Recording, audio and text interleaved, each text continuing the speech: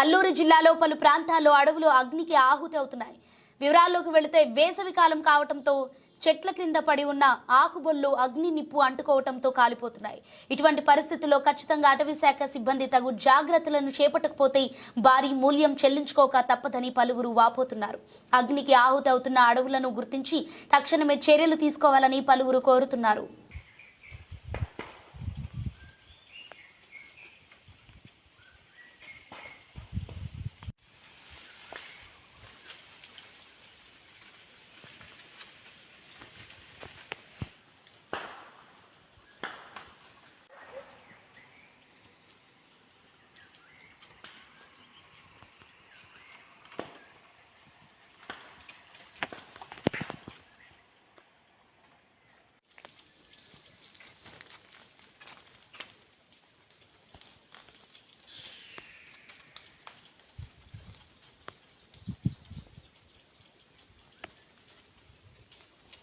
ప్రముఖ పుణ్యక్షేత్రమైన అన్నవరం శ్రీ వీర వెంకట సత్యనారాయణ స్వామి వారి దర్శనానంతరం దేవస్థానం అధికారులతో